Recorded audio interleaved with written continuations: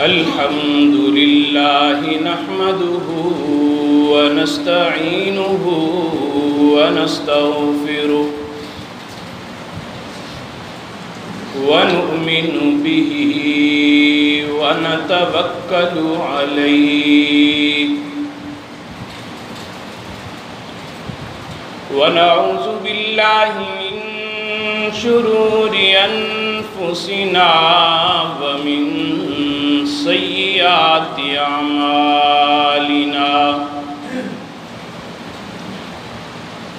من يهده الله فلا مضل له ومن يضلله فلا هادي له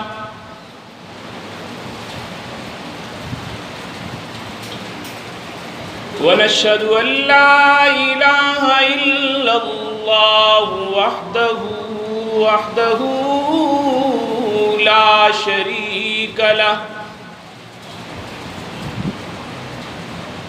لا شريك له ولا وزير له ولا معين له ولا مشير له وصل على سيد الرسل وأكمل الرسل وأجمل الرسل وأحسن الرسل وأشرف الرسل وخاتم الأنبياء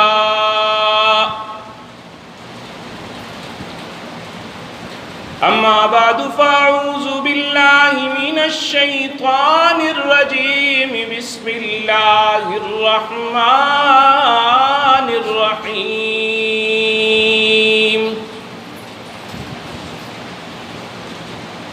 وَلَنَبْلُوَنَّكُمْ بِشَيْءٍ مِّنَ الْخَوْفِ وَالْجُوعِ وَنَقْصٍ مِّنَ الْأَمْوَالِ وَالْأَنفُسِ وَالثَّمَرَاتِ وَبَشِّرِ الصَّابِرِينَ الَّذِينَ إِذَا أَصَابَتْهُمْ مُصِيبَةٌ قَالُوا إِنَّا لِلَّهِ وَإِنَّا إِلَيْهِ راجعون صدق الله خالقنا العظيم وصدق رسوله النبي الكريم ونحن على ذلك لمن الشاهدين والشاكرين والحمد لله رب العالمين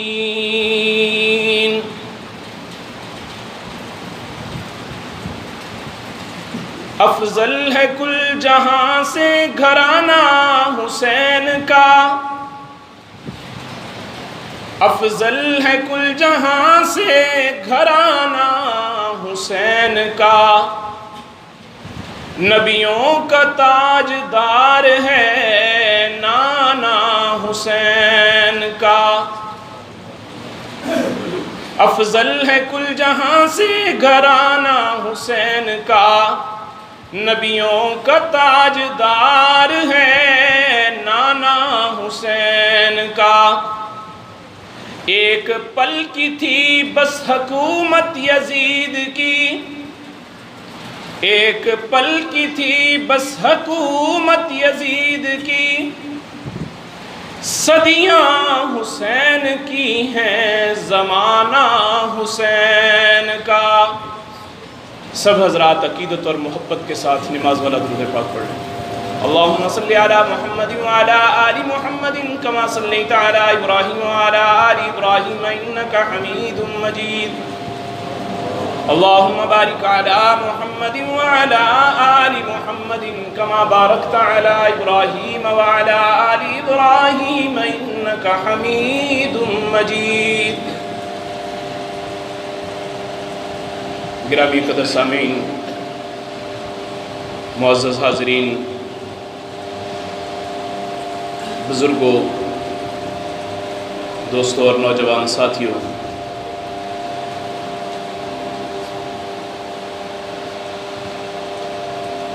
گزشتہ جمعہ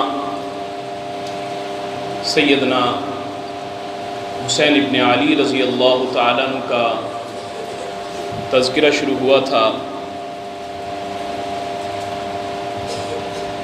کہ رب العالمین نے ان کو کس قدر مثالی زندگی اور مثالی موت رب العالمین نے ان کو عطا فرمائی. پھر ان کا بچپن کیسے اللہ کے پیارے حبیب صلی اللہ علیہ وسلم کی گود میں گزرا، پھر ان کا لڑکپن، جوانی،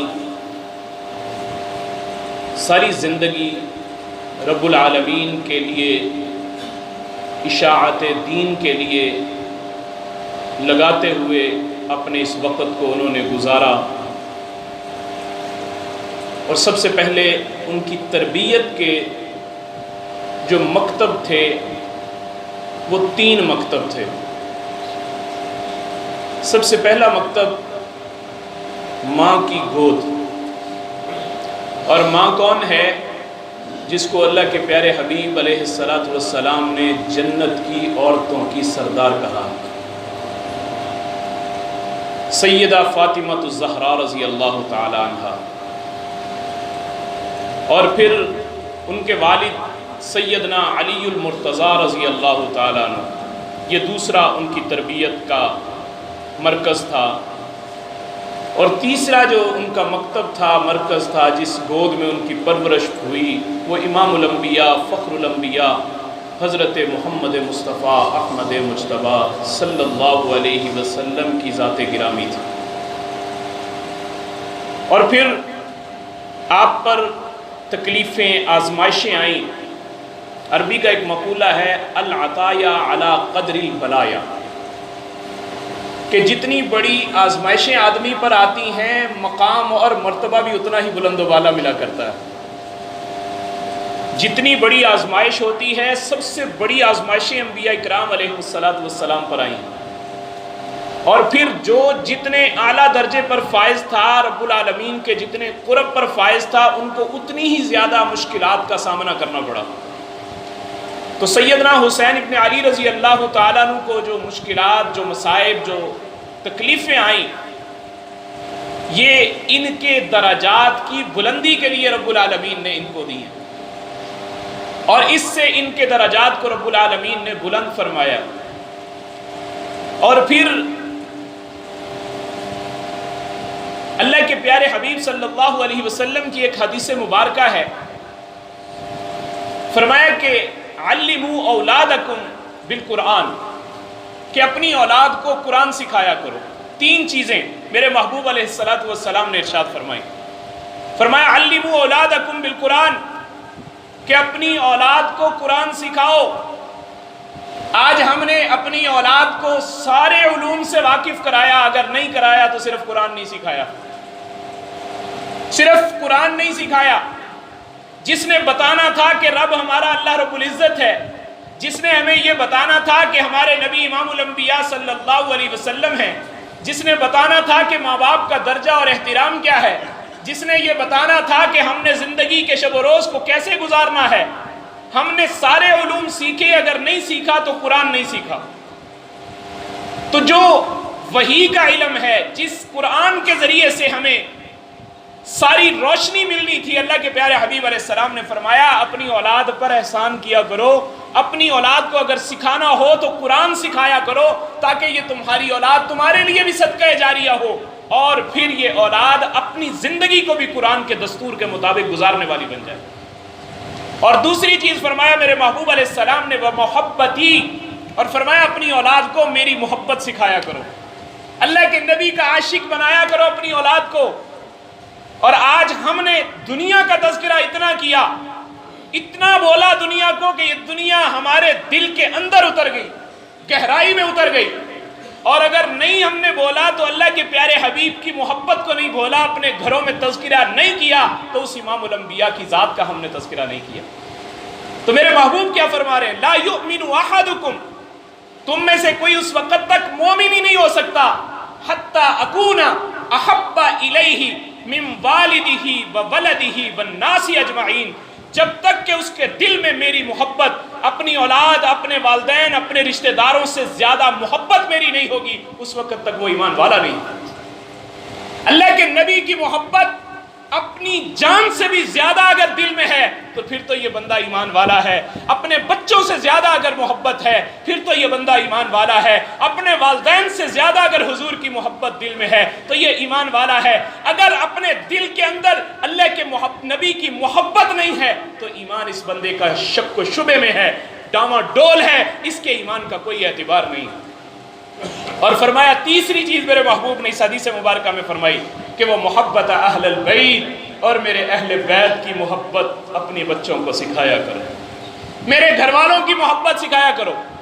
اور اللہ کے نبی کے اہل بیت، ایک یہاں وضاحتی بات عرض کر دوں، ہمارے ہاں ایک غلط کنسپٹ جو ذہن میں بیٹھا ہوا ہے، جو کہ اہل تشیع سے اصطلاح چلتی چلتی ہمارے اہل سنت کے اندر بھی منتقل ہو گئی، وہ یہ کہ اللہ کے پیارے حبیب صلی اللہ علیہ وسلم کے ساتھ لگنے والے صرف حضور علیہ السلام کی ذات اور اس کے بعد سیدنا علی المرتضی رضی اللہ تعالیٰ عنہ، حضرت فاطمہ، حضرت حسن اور حضرت حسین، یہ صرف 5 لوگ تھے جو پاک تھے، باقی سب ناپاک تھے۔ نعوذ باللہ، استغفر اللہ۔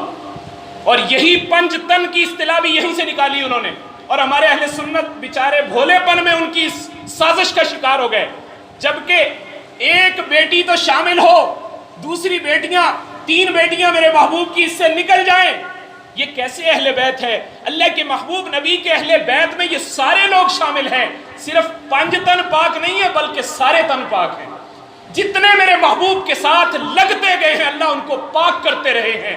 ابو بکر میرے نبی کے ساتھ لگے تو اللہ نے ابو بکر کو پاک کر دیا، عمر میرے نبی کے ساتھ لگے اللہ نے عمر کو پاک کر دیا، عثمان میرے نبی کے ساتھ لگے اللہ نے عثمان کو پاک کر دیا، علی میرے نبی کے ساتھ لگے اللہ نے علی کو پاک کر دیا، طلحہ و زبیر میرے نبی کے ساتھ لگے اللہ نے ان کو پاک کر دیا، ابو ہریرہ میرے نبی کے ساتھ لگے اللہ نے ان کو پاک کر دیا۔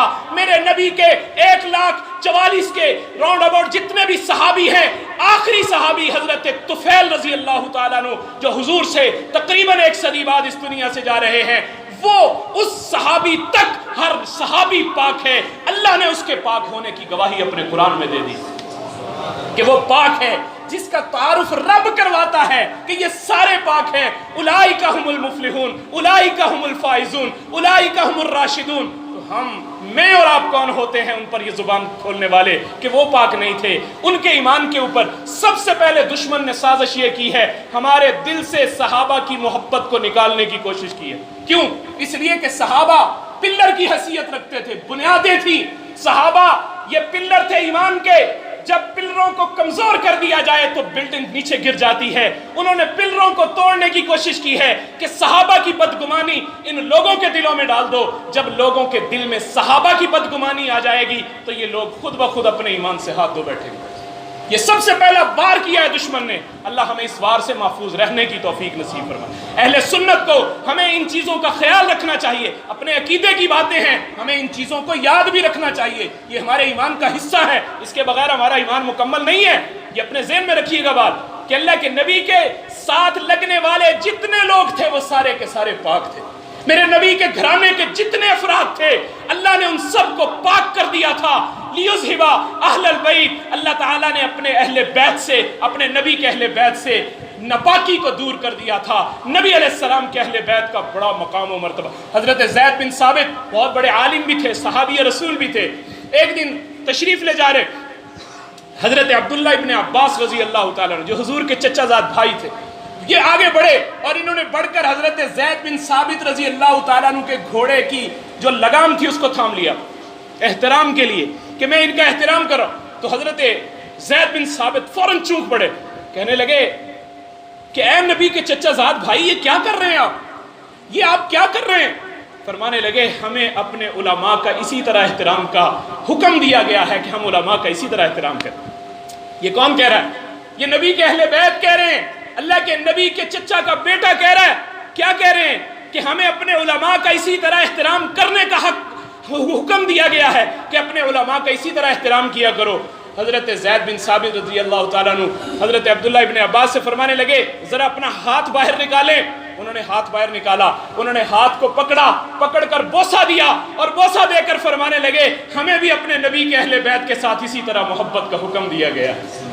اگر تمہیں علماء کے احترام کا حکم دیا گیا ہے، تم نبی کے گھر والے ہو کر بھی علماء کا احترام کرتے ہو۔ ذرا یاد رکھنا کہ جو نبی کے اہل بیت ہیں وہ بھی علماء کا احترام کرتے ہیں۔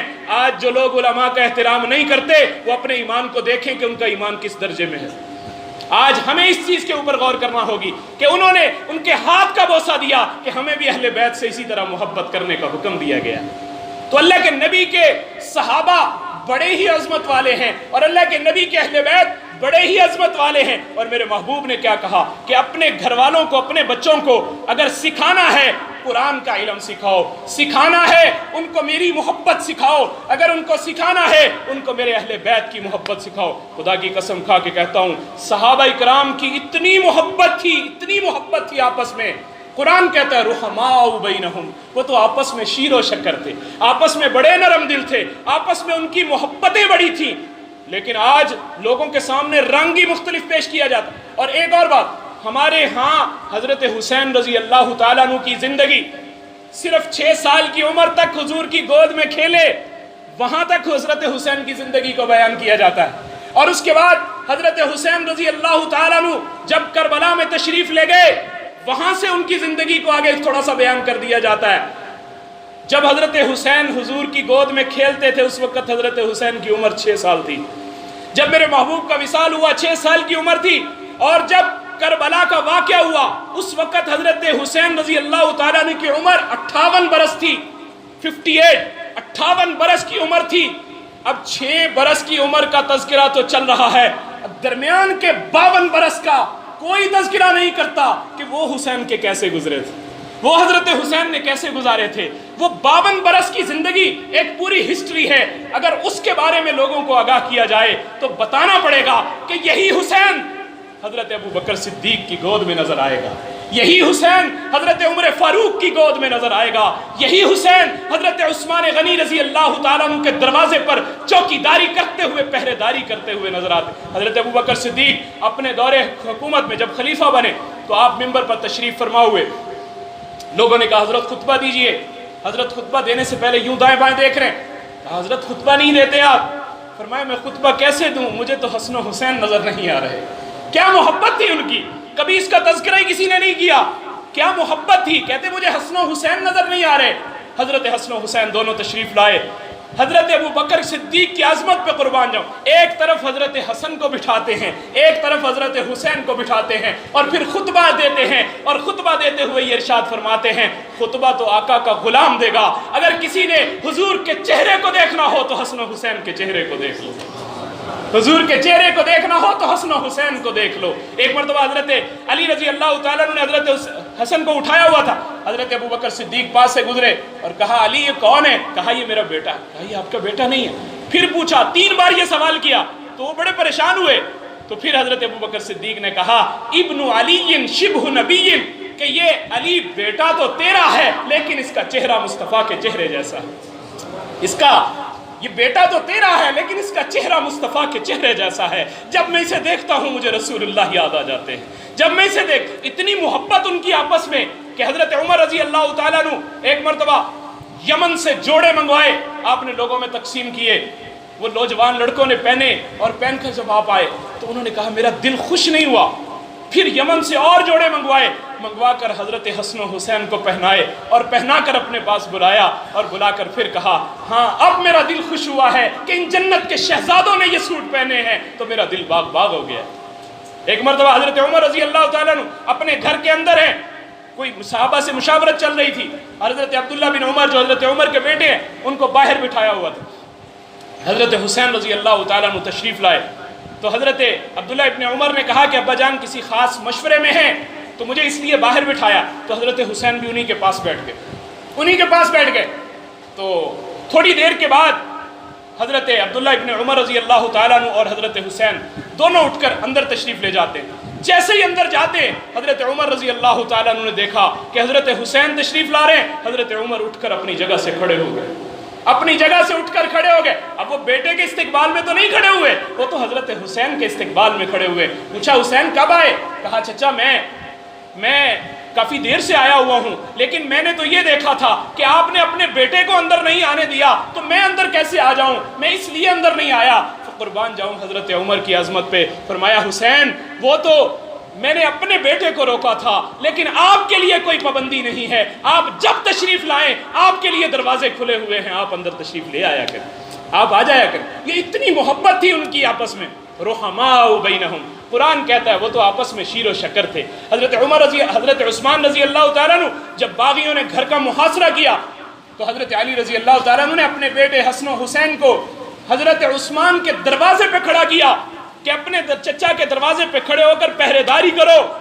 وہ در حقیقت حضرت حسین رضی اللہ تعالیٰ عنہ کو وہ وہاں پہرے کے لیے نہیں کھڑا کیا تھا، وہ تو انہوں نے عثمانی یونیورسٹی کے اندر ان کو داخلہ دلوایا تھا کہ آج اپنے چچا سے سیکھ لو کیسے اللہ کے نام پہ اپنی قربانی کو پیش کیا جاتا ہے۔ یہ ان کی آپس میں محبت تھی، یہ آپس میں ان کا پیار تھا کہ حضرت عبداللہ ابن عمر رضی اللہ تعالیٰ عنہ سے حضرت حسین کی ایک مرتبہ کسی بات پہ تھوڑی سی چپکلش ہوئی۔ انہوں نے کہا او میرے غلام کے بیٹے، او میرے غلام کے بیٹے۔ اب یہ بات حضرت عبداللہ بن عمر امیر المومنین کے بیٹے تھے، یہ بات بڑا دھچکا لگا ان کو کہ مجھے غلام کا بیٹا کہا۔ تو اسی وقت اپنے ابا کے پاس گئے، ابا جان مجھے آج حسین نے کہا ہے تو غلام کا بیٹا ہے، تو غلام کا بیٹا ہے، تو ہمارے غلام کا بیٹا ہے۔ تو حضرت عمر رضی اللہ تعالیٰ عنہ فرمانے لگے اچھا بیٹا یہ بات تم حسین سے لکھوا بھی سکتے ہو؟ کہا ابا جان کوشش کرتا ہوں۔ فرمایا چلے جاؤ لکھواؤ اس سے۔ وہ گئے، جا کر کہا کہ مجھے لکھ کر دو ایک کاغذ پہ، تو نے کہا ہے میرے باپ کو اپنا غلام کہا ہے، یہاں لکھ کے دے۔ تو انہوں نے اسی وقت کاغذ پکڑا، لکھ کے دے دیا۔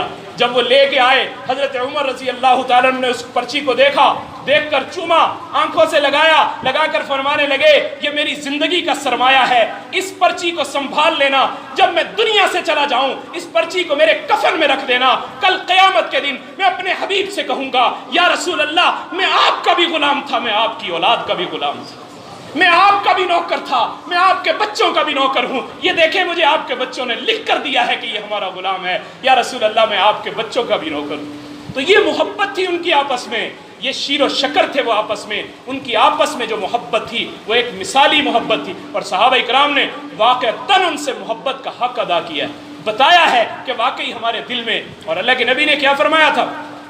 سیدہ شباب اہل الجنہ الحسن والحسین، کہ جنت کے نوجوانوں کے سردار ہیں کون؟ حسن اور حسین، یہ دونوں جنت کے نوجوانوں کے سردار ہیں، یہ دونوں جنت کے نوجوانوں کے سردار ہیں۔ اسی لیے تو کسی نے کہا جو جوانان جنت کا سالار ہے اس کا نانا دو عالم کا سردار ہے، جو جوانان جنت کا سالار ہے اس کا نانا دو عالم کا سردار ہے، جو محبوب رب غفار ہے، جو محبوب رب غفار ہے اس کا سر دشت میں زیر تلوار ہے۔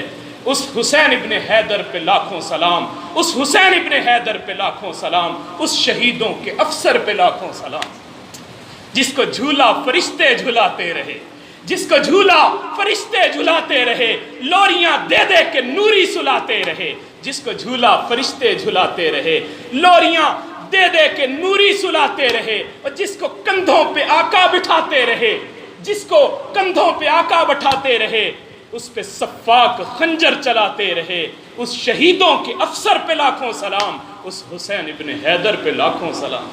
وہ حسین ابن حیدر رضی اللہ تعالیٰ عنہ، کسی نے علامہ دوست محمد قریشی بہت بڑے عالم دین تھے، ان سے سوال کیا کہ آپ ہمیں کہتے ہیں حسین پر ہائے نہ کرو، آپ ہمیں کہتے ہیں کہ حسین دنیا سے تشریف لے گئے ان پر ہائے نہ کرو، حضرت اگر ہاتھ سے قرآن گر جائے تو ہم کیا کہتے ہیں؟ ہائے قرآن گر گیا۔ کیا کہتے ہیں؟ ہائے قرآن گر گیا۔ تو ہم اس قرآن کے گرنے پر ہائے کہہ سکتے ہیں، نبی کے نواسے کے گرنے پر ہائے نہیں کہہ سکتے؟ یہ کیسی عجیب بات کرتے ہیں آپ؟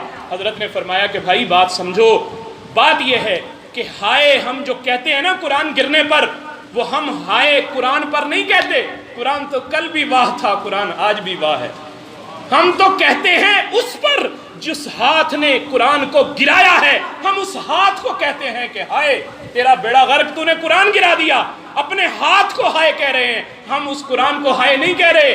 اسی طرح ہم ان ہاتھوں کو کہہ رہے ہیں جن ہاتھوں نے حضرت حسین ابن علی کو شہید کیا ہے، ہم ان ہاتھوں کو ہائے کہتے ہیں۔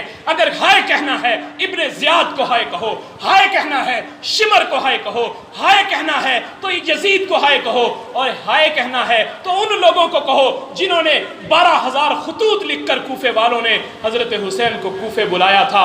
اگر ہائے کہنا ہے ان لوگوں پر کہو، ہمارا حسین تو کل بھی واہ تھا، ہمارا حسین آج بھی واہ۔ جو جوان بیٹے کی میت پہ نہ رویا واہ حسین، جو جوان بیٹے کی میت پہ نہ رویا واہ حسین، جس نے اپنے خون سے عالم کو دھویا وہ حسین، جس نے اپنے خون سے عالم کو دھویا وہ حسین، دہکتی آگ کے شعلوں پہ جو سویا واہ حسین، جس نے سب کچھ کھو کے بھی کچھ نہ کھویا واہ حسین۔ یہ حسین رضی اللہ تعالیٰ عنہ کی عظمت ہے کہ سب کچھ اللہ کے نام پہ قربان کر کے حقیقی کامیابی کو انہوں نے اپنے گلے سے لگا لیا، حقیقی عزت کو اپنے گلے کا ہار بنا لیا، حقیقی کامیابی کو انہوں نے قبول کر لیا، اور رب العالمین نے قیامت تک کے لیے ان کا نام بھی باقی رکھا، ان کا کاز بھی باقی رکھا، ان کا مشن بھی لوگوں کے لیے باقی رکھا کہ جو حضرت حسین رضی اللہ تعالیٰ عنہ کے نام لیوا ہے وہ آج بھی ان کو واہ کہتے ہوئے نظر آتے ہیں، وہ آج بھی ان کی عظمت کو خراج عقیدت پیش کرتے ہوئے نظر آتے ہیں، وہ آج بھی حضرت حسین رضی اللہ تعالیٰ عنہ کے کردار کو اپنی زندگی میں لاگو کرنا اپنی زندگی کی معراج سمجھتے ہیں۔ اللہ مجھے بھی اور آپ کو بھی ان حضرات کے نقش قدم پہ چلنے کی توفیق نصیب فرمائے۔ وآخر دعوانا الحمدللہ رب العالمین۔